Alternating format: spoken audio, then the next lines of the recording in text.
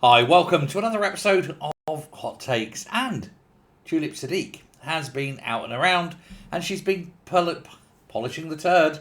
She has been trying to spin this to make herself the victim.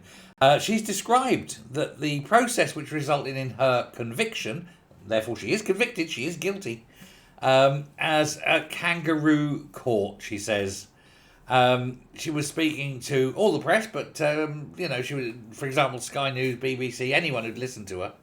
That she contested that she'd ever misused her special influence, as it's called, to coerce her aunt, the deposed dictator Sheikh Hasana, who incidentally has got the death penalty, into giving valuable pieces of land to her mother, brother, and sister. Now, it's funny then, because how the hell did they all end up with this magic land? Did it fall from the sky? Was it a gift from God? Or was it all corruption within a corrupt family? Don't know. But since she's been convicted of corruption, I'm going with corruption. What about you?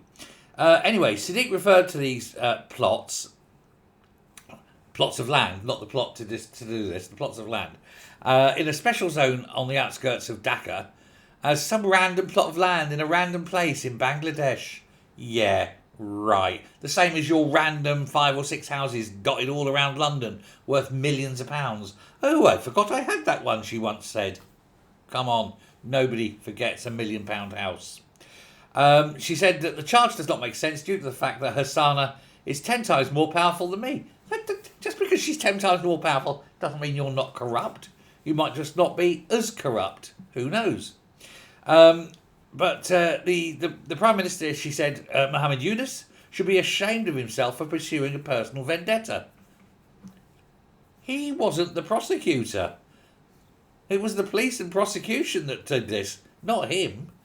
He was the one who visited Britain to get the special arrest warrant arranged with the Prime Minister, who at the time made many, many attempts to make sure he was nowhere in the same building as Yunus, because they knew if he met, he would have to have that meeting.